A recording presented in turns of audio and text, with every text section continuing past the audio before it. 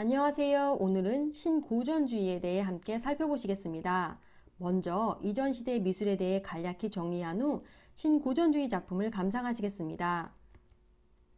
16에서 17세기 종교개혁으로 유럽은 신교와 구교로 나뉘게 됩니다. 구교 카톨릭은 웅장하고 엄숙한 종교화를 통해 교회의 권위를 보여주고자 합니다. 이에 영향받은 17세기 바로크 미술은 과장과 웅장함을 특징으로 합니다. 그러나 뭐든지 극에 달하면 질리게 되고 이와 반대되는 것을 찾게 됩니다. 이에 18세기 프랑스 왕 루이 15세 때 등장한 것이 로코코 미술입니다. 로코코 미술은 쉽고 경쾌하며 화려한 장식적인 미술로 귀족을 위한 것이었습니다. 그러나 이러한 화려한 미술도 결국 1789년 프랑스 대혁명으로 인해 그 인기가 사그라들게 됩니다. 민중에 의해 태어난 대혁명 시대가 원한 것은 화려하고 사치스러운 귀족적 그림이 아닌 대혁명의 정신을 보여줄 수 있는 영웅적 주제였기 때문입니다. 게다가 당시엔 고대 로마 폼페이 유적이 발굴되어 고대 그리스 로마 예술에 대한 관심이 높아졌습니다. 더불어 17세기부터 그 싹을 틔웠던 계몽주의가 점차 발전해 18세기 후반이 되면 계몽주의는 루소, 로크, 몽테스키에 디드로 등에 의해 유럽을 휩쓸게 됩니다. 또한 우리들이 알고 있는 철학자들, 칸트, 헤겔과 같은 철학자들도 이 시기 등장하게 됩니다. 미술 쪽에선 신고전주의를 이론적으로 지지한 빈켈만 역시 이 시기 활동했던 사람입니다. 아무튼 이러한 사회적 분위기를 바탕으로 18세기 중반에서 19세기 초반, 균형과 조화, 안정된 형식미를 추구하는 고전주의의 이상이 다시 강조되기 시작합니다. 그리고 이를 고전주의 이후 다시 나타났다고 해 신고전주의라고 합니다. 그럼 이제부터 신고전주의 미술을 함께 감상하시겠습니다. 맨 먼저 이 시대 대표 화가인 다비드의 그림을 보시겠습니다. 다비드가 살던 시기 프랑스는 혁명의 시기로 줄을 잘못 서면 바로 목이 달아나는 때였습니다. 다비드는 그때마다 당시 가장 중요한 인물들의 초상화를 이상화된 모습으로 그려 위기를 모면하였습니다. 지금 보시는 이 작품은 그의 대표작 중 하나입니다.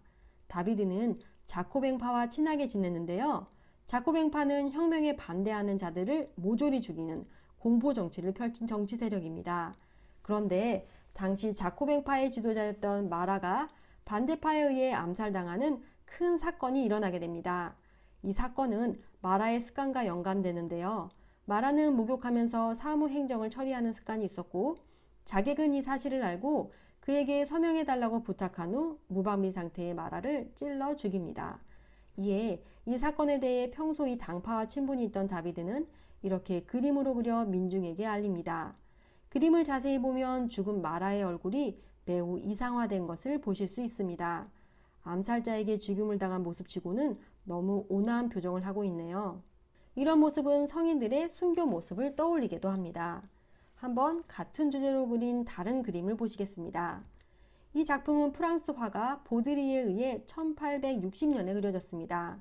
그림을 보시면 마라의 얼굴 표정이 다비드 그림 속의 모습과 달리 매우 고통스러워 보입니다.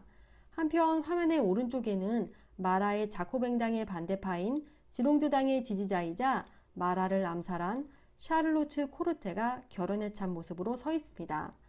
같은 주제로 그린 그림이 굉장히 다른 방식으로 표현된 것을 확인하실 수 있습니다. 자, 그럼 계속해서 다비드의 작품을 보시겠습니다. 18세기 말이 되면 우리들이 잘 알고 있는 나폴레옹이 프랑스의 정권을 잡게 됩니다. 당시 프랑스인들은 혁명 후 불안한 국가를 안정시키고 공포에 빠진 나라의 생기를 불어넣은 나폴레옹을 사랑하게 됩니다. 다비드 역시 이런 구세주 같은 나폴레옹을 좋아해 그를 찬양하는 그림을 그립니다. 여러분이 지금 보시는 이 작품이 바로 그 작품들 중 하나입니다. 그림을 보시면 나폴레옹이 저 아름다운 백마를 타고 산을 넘었구나 하는 생각이 드는데요. 그러나 다른 화가들이 그린 기록화를 보면 나폴레옹은 안전하게 산을 넘기 위해 노새를 타고 조심조심 산을 넘고 있습니다. 즉, 이 그림은 다비드가 나폴레옹을 영웅화하기 위해 그려낸 이상화된 작품입니다. 나폴레옹 본인도 이 그림을 좋아해 다비드에게 계속 그림을 요청합니다. 시간이 흘러 1804년이 되었을 때 나폴레옹은 황제에 즉위하게 됩니다. 그리고 이 대관식 장면을 다비드에게 부탁합니다. 앞서 말씀드린 것처럼 다비드는 초기 나폴레옹을 매우 좋아하였습니다. 나폴레옹이 혁명적인 사고를 가진 사람이라 생각했기 때문입니다. 이러한 생각은 비단 다비드뿐만은 아니었습니다. 프랑스 사람들은 나폴레옹을 프랑스 민중의 영웅이자 신분의 차이가 없는 공화제를 이룰 사람이라고 생각했습니다. 그런데 나폴레옹은 스스로 황제가 되어 많은 사람을 실망시킵니다. 즉, 나폴레옹은 프랑스 민중이 이룩한 혁명에 반대되는 혁명 이전인 왕정사회로 되돌아가는 증거인 황제가 되겠다고 해 공분을 사게 된 것입니다.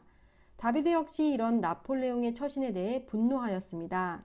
그런데 그는 나폴레옹의 명령에 의해 황제 대관식을 그려야 했고 더구나 그림 안에 대관식에 오지도 않은 유럽의 유명인사들을 그려 넣어야 했습니다. 그리고 지금 보시는 것처럼 이렇게 훌륭한 작품을 만들어냅니다. 어떻게 보면 다비드는 시대 흐름에 따라 권력자들에게 이리 붙었다 저리 붙었다 하는 기회주의자처럼 보입니다. 하지만 미술사적으로 봤을 때 다비드는 그림의 등장인물을 위대하게 보이게 하는 구도나 붓자국이 보이지 않는 정도의 정교함 등의 신고전주의의 특징을 만든 작가로 후대 화가들에게 중요한 영향을 끼쳤습니다. 참고로 다비드는 이 그림 나폴레옹의 대관식을 그린 후 이를 후회하고 벨기에로 도망갑니다. 다음으로 살펴보실 작가는 앵그르입니다. 앵그르는 앞서 보신 다비드에게 영향받은 작가입니다. 그는 모델을 닮게 그리고 자연을 정확히 모방하는 것에 관심이 많았습니다. 앵그르 역시 다비드처럼 붓자국이 거의 보이지 않을 정도의 정교함을 이용해 사실적인 그림을 그렸습니다. 그는 동시대 화가인 외젠 들라크루아와 라이벌이었는데 이 들라크루아는 낭만주의의 대표적인 작가로 다음 시간 함께 살펴보시겠습니다. 다시 그림으로 돌아가 당시 유럽은 동양, 지금으로 따지면 터키 지역에 관심이 많았습니다. 그래서 화가들은 당시 시대 분위기에 맞춰 자신의 작품에 터키풍 소재들을 종종 넣었습니다. 이 작품은 앵그르의 대표작 중 하나로 그의 터키에 대한 관심을 잘 표현해주고 있습니다. 제목마저도 터키스러운 오달리스크로 터키어에서 온 이 말은 터키 황제의 후궁을 의미합니다. 재밌는 것은 그림이 터키 후궁에 대한 것인데 등장인물은 터키 여인이 아닌 유럽, 백인 여성이라는 점입니다. 인문학적으로 해석해 표현하자면 앵그르의 오달리스크는 프랑스라는 백인 사회 속에 여성을 타자화, 즉 오리엔탈화해서 그린 그림입니다.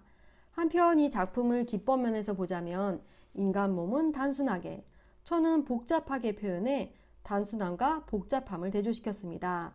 또한 고전적 삼원색인 빨강, 노랑, 파란색을 활용한 점 역시 고전적 수법을 연상케 합니다. 앵그르의 다른 작품들도 비슷한 수법인 붓자국이 거의 보이지 않는 정교한 방식으로 그려졌으며 모두 완벽한 사실주의를 추구한 그림들입니다. 앵그르의 작품을 조금 더 감상하시겠습니다.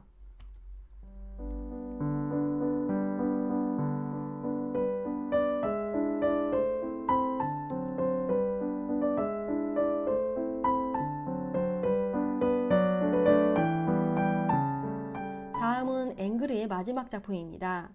그림의 가운데 앉아있는 인물은 호메로스입니다.